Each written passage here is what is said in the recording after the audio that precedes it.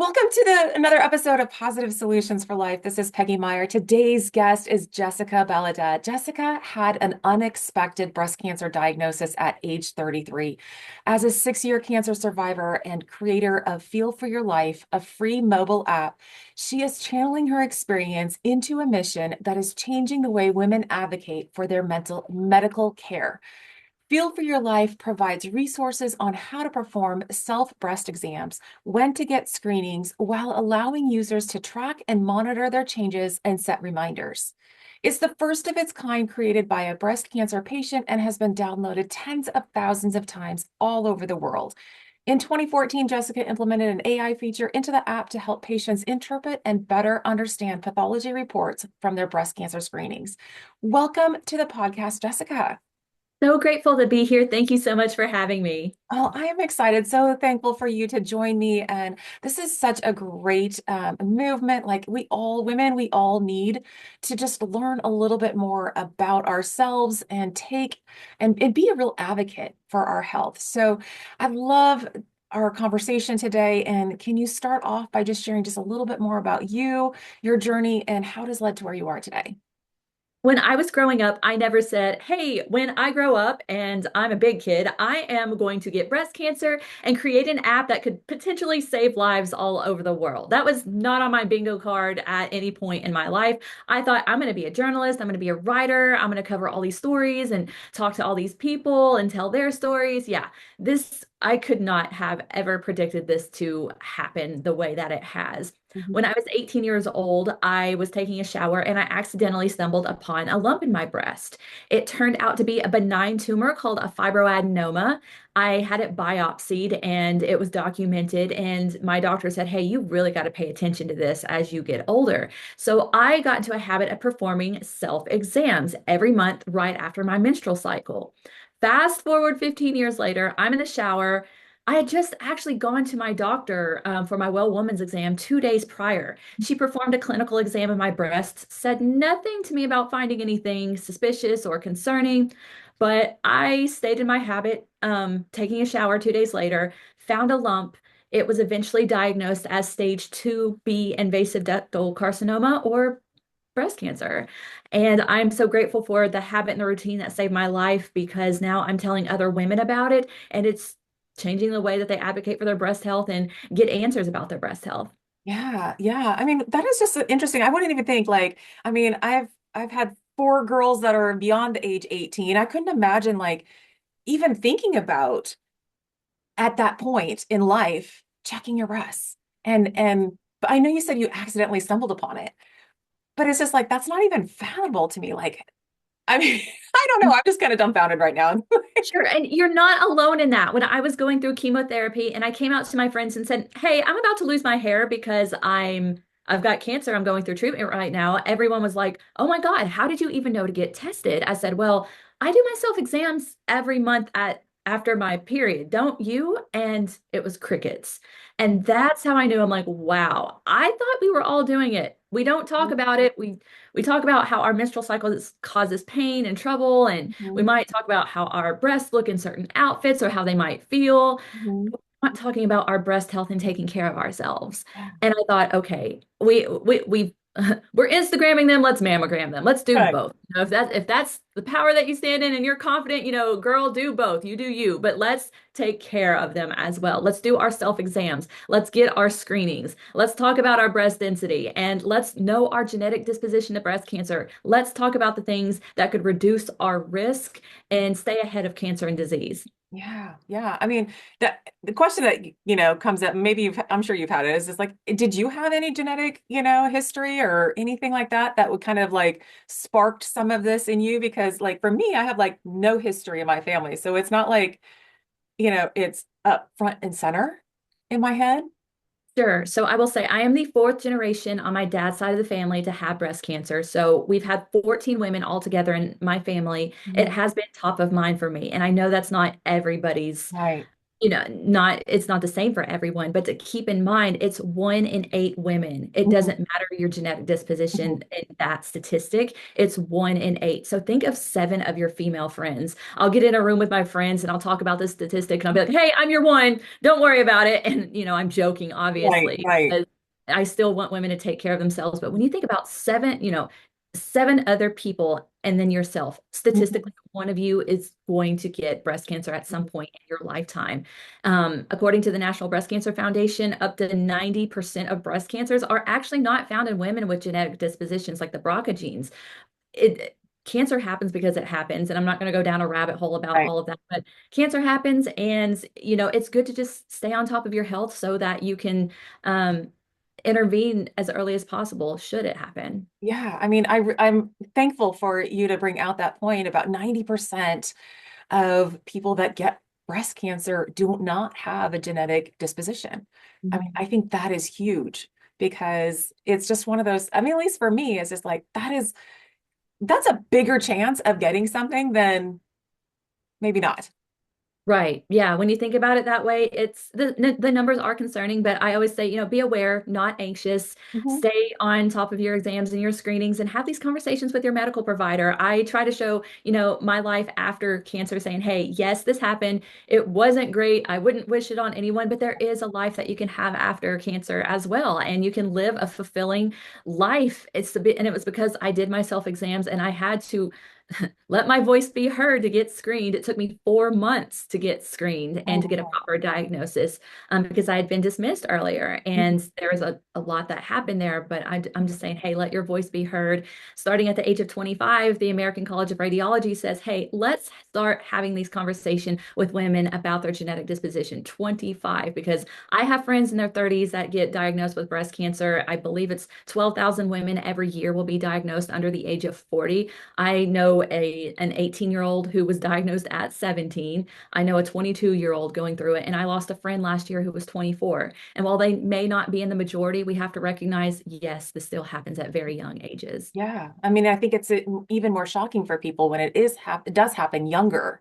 Mhm. But the awareness of what you can do, how you can check, how you can advocate for yourself is so, so key because early prevention, early diagnosis is really, really important. Absolutely. Tell a little bit more about how did Feel Your Life come about? I was in the shower one day and I was literally watching the life come off my head. It was after my second round of chemotherapy, and the shower is just where I always felt myself. It's always where I did my self exams, where I felt myself. And I'm a person of faith, and I remember asking God, hey, God, please use me through my diagnosis. All things are done for your good. Use me through this. And I just remember the name, like, Feel for Your Life came to me. Like, my life, my head, all my hair is falling out, Yeah. feel, flower. And I have a background in marketing, and I thought, oh my God, this is it. This is Feel for Your Life. This is a name. I jump out of the shower and I go and see if the URL was available, and it was. All of the social handles were available. I'm like, this is it. This is a name. This is what I'm supposed to be doing. So Feel for Your Life was born like that. I was taking a shower. Well, I mean, I don't want to, like you said, but I think a lot of great ideas come from the shower. I mean, Yeah. we're just relaxed. We're in our own space. We're in our own head. We're just allowing things to go. And, that is so wonderful. And so I mean, never really thinking to start an app, start anything like that. What was the Yeah. process like? Oh Lord. Um, so Feel for Your Life started as a social media project. When I came up with the name and I reserved the URL, it was just a website with sources, how to do a self-exam, how to get screened, how to talk to your doctor about all these different areas of breast health. And I was using sources, government resources from the NIH, the National Breast Cancer Foundation, whom I have a great relationship with and whatnot, and just bringing all that together, talking about my story, sharing my story. And then COVID hit. And I was working on a project with the NFL, their Crucial Catch campaign. I was going to share my story and they were going to use it on social media. And they wanted to use my story because women were missing screenings and getting diagnosed with breast cancer and other cancers at later stages. And I thought, oh my God, obviously women are afraid to go to the doctor right now, and I don't blame them. And Mhm. while my story was great for promoting screenings, a self-exam is what ultimately led to the beginning of saving my life. And I Mhm. thought, well, if a self-exam saved my life, I'm going to get the word out there. And it was COVID. I thought, well, the world's going to end, or, I'm going to make a run at this. Yeah. And I taught myself app development. It was my COVID project, my pandemic Oh, project. And wow. I taught myself what I needed to do. I had a great mentor who gave me everything that I needed to learn and taught me what I needed, gave me the platform, showed me how it was done and what I needed to work on. I'm so grateful for him and what he's done, because I never saw it getting this big. I thought, oh, I'll launch this app. I'll tell my friends and family about it on social media. They'll golf clap for me. Oh, good Yeah. job. Look at Jessica, the cancer patient creating this little app that's so cute, and then the local media got a hold of it, and then the national media got a hold of it, and it just exploded. I'm like, oh, I've got something here. Yeah. And I'm grateful for where it's led because now I get to talk to you. Yes, yes. I mean, I'm so glad that people got a hold of it because this is really an important, aspect to tell people, just the self, exams, like you said, that's what saved your life. Mhm. Taking your health into your own hands and promoting yourself, advocating for yourself. I mean, I couldn't imagine like taking 4 months to get, the screening that you needed to have a proper diagnosis. That is that would be a really long 4 months for me, just agonizing. I mean, Yeah, all I of mean, the it, mental it stuff. was. It was. It brought me stress and anxiety, and I kept telling myself, wait, I'm in the best shape of my life. This only runs on my dad's side of the family, and it's not on my side of the fam or my mom's side. No one on my mom's side's had cancer. We Mhm. don't have the BRCA gene. We actually have no known gene mutation. And then I remember telling myself, this is the last thing that really tried to silence me. The doctor didn't tell me. She didn't say anything about finding a lump. And Yeah. then later, she did find it and didn't tell me about it because she's like, oh, she's young. She's too young to have breast cancer. Mm. And that, learning that later was really upsetting and really frustrating, but it just really motivated me to, empower others, to let their voices be heard in their healthcare when something's wrong. Yeah, yeah. Because you know what? We know us, more than anybody else. Now, you're the expert of you. So if there's something that's not right, dig out and dig underneath and just keep asking questions and just keep advocating for yourselves until you finally know. So, why is it so important to advocate for your health? I mean, we've talked about just briefly, but why? I do a lot of legislative advocacy with a group called Patients Rising. And what I've learned through that is that there are so many elements of healthcare that are opaque and they're difficult to understand. If you've ever gotten a medical bill, you see at the very top, pay this amount, and they make it super easy for you to pay into it. But you really don't know what you're paying for or what your money's going towards. And you get multiple bills for the same visit and you don't understand why. And I just realized they make it difficult for you to understand, but easy to pay into. And that's on purpose. And when I started going through breast cancer and seeing all these areas of healthcare that are they're just not transparent whatsoever. I'm like, this is why we have to learn what our rights are. This is why we have to learn how the system works and what we can do to change it. This is why it's so important to speak up in our healthcare, because if we allow the status quo to keep happening, then it's going to lead to devastating results for people and families financially. And it's not right that it's allowed to happen. Yeah, yeah, you're right. I mean, there's so many gray areas, and sometimes when things get complicated or just a little bit overwhelming, people just go, okay, and just allow it to Yeah, continue. yeah, That, exactly. and like you said, it's kind of like that's kind of the nature of the game, somewhat of some of that, and that's not right. I mean, we have to kind of know. You got to take it, you got to take um, initiative to kind of understand a little bit more, like what's going on beneath the surface. It's just because somebody says here doesn't mean that's the right path for you. Exactly, exactly. So good. So, tell a little bit more about your app. Like, what does it do? How can people get it? And what is this new AI feature that, everything's AI now. So, like, tell me a little bit more about that.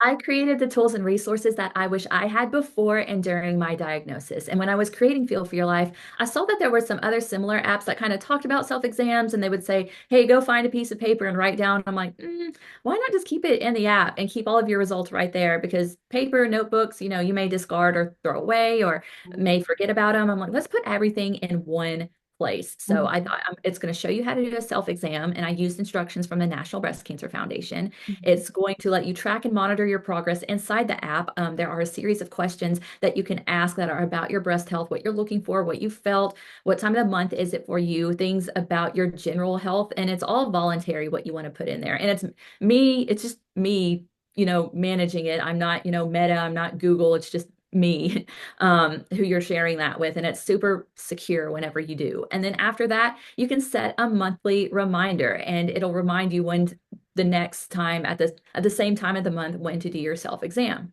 Now, let's say you find a lump or it is just time for your annual screening. Mhm. What you can do is whenever you get your mammogram results, or maybe you got an ultrasound, any scan or exam or lab work that you've had done, you can put those results into Breast Friend AI, and that's the AI tool that I put inside of the app. And basically what it does is takes all that medical jargon from your pathology report and it translates it into terms that you understand. So you're like, okay, what does all this mean? So you're not Googling things and it's missing context and whatnot. Now, Yeah. this isn't to replace what your doctor's going to tell you. This is just a guide. So as it's giving you a breakdown of your results, it's also going to populate questions that are customized to your results so that you can ask your doctor and that you're not left in the dark about anything. Oh, that's amazing. I mean, and truly because, coming from somebody that has gone through the experience, knows exactly what questions, that you wish you would have asked or had you asked or did ask that, to create that because yeah, those medical reports are just not in standard English. And Oh, no, not at all. Not at all. trying to figure out what question to ask to understand what it means. And so you've done the work for everyone. Mhm. Or at least tried to make it a little bit easier Yeah. so that, when you get something done, you can get the answers without Googling yourself to death or into a nervous spiral or anything. There's something called the Cures Act of 2021 that says that your medical provider is required to put your results in your online portal as soon as they're available. And sometimes that means you see things in there before your doctor does, and you may read things that aren't the best outcome or the outcome that you are hoping for. Mhm. It's unfortunate that happens. And I know I know oncologists that have withheld results, kind of disregarding because they'd rather talk to their patients first. And I totally get that. But Mhm. many doctors will allow those results to go to your online portal. Per the Cures Act, it allows them to do that. And you'll see things that you don't understand and that you're not able to put together right away. So, Breast Friend AI is really good for those things. I have really great friends in the stage 4 breast cancer community. They're used to getting the results, they know that they're very into with their bodies and what's going on with the cancer in their bodies. And so when they get those results from scans that they get every month, every 3 months, they want to know, and it prepares them for their next doctor's appointments. Yeah, yeah. It's just education. Yeah. You're educating everyone on like what to look for, how to read it, what questions to ask. And Mhm. it seems like it would just make the process a little bit more comforting, if that's even a word that you could probably put in with, Yeah. with something like that. Yeah. When I created it, I wanted it to be as human-like as possible. I did teach it empathy, and I continually work with the prompts to let it show empathy. I said, hey, if you see these things come up, you need to talk gently to someone. And then there are other resources that will come up as well. It also does things like find screening locations for you. If you're looking for like proton therapies, if you're going through radiation, it'll find those places, within a certain radius amount. But it'll also populate, you can say, hey, I'm getting a mammogram. Create a hype playlist for me. I like R&B, or I like hip hop. It'll do that for you too. So Oh, I have it do some other fun things as well. well, of course, you got to make the experience, just as comforting or as, positive as you can. Teaching something empathy is just it just kind of can touch it just at the right moment, can make somebody feel just a lot better. Absolutely. So awesome. How, as this progresses or AI, because it's so amazing, how do they use that in like medical offices to help with the breast cancer diagnoses? So what we're seeing right now is that AI is going behind a radiologist, and they're looking at the scans and the exams. They're looking at the screenings just as a second set Mhm. of eyes. Mhm. Um, what I've heard lately, and I don't know if this has changed since I've last read something over the past couple of months, is that there are not any billing codes for these AI tools yet because some of them are experimental and they're using them in clinical studies. Mhm. But some places will charge patients like an upcharge of $40, which I don't necessarily agree with. Mhm. And then other places are doing it for free and they're letting you know, or they'll be like, hey, do you want to participate in this trial where we use AI to read your imaging? So Mhm. we're seeing it progress even in thermography, which has been traditionally sort of controversial in some ways. If you go and get thermography done and that's the screening that you show up for, I'm all for it because at Mhm. least you're doing something for yourself. Yeah. I know a company that's created an AI tool that can read thermography images to fight cancer, and they've gone through the regulatory process in the United States to say, hey, let's get this medical device approved and let's, Mhm. here's the proof that we have that it works. Here are the trials that we've gone through. So we're seeing advancements in this, and in the breast cancer area primarily is what I've been focused on, but it's Mhm. also being used in other areas of medical health as well. Yeah, such an important and great topic just for everyone, because everyone's going to be impacted or touched by it at some point in their lives. So, is there anything like how do people find out more about you, your story, the app? Where can they go? Go to feelforyourlife.com. You can download the app there. It's absolutely free to use and download. You can find out if you want me to come speak or teach a workshop. I do workshops on medical bill negotiations, understanding insurance, getting money back from healthcare, things like that. I talk about legislative advocacy as well. And then, I'm very active on LinkedIn under Jessica Baladad. You can find me there. All the socials, Feel for Your Life. I'm easy to get in touch with.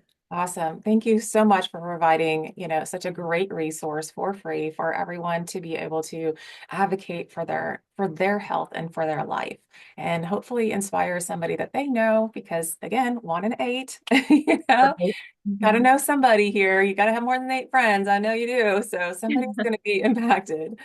Is there anything that, as we wrap up, is there anything that you would like to leave the listeners with, thought quotes, or anything that we haven't touched on that is just really needing to be said?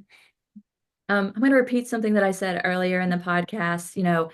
Find a doctor that will advocate with you. Do your self exams with the Feel for Your Life app. Mhm. Get screened, understand your breast density, and talk to your doctor about your genetic disposition to cancer and disease. Those are the 5 best things that you can do for yourself to stay on top of your breast health and other areas as well. Awesome. Thank you so much for this information. Thank you for all you do and your advocacy throughout the whole stages of legislature and through the medical field. So thank you so much. Thank you for joining me. Glad to be here. Thank you so much.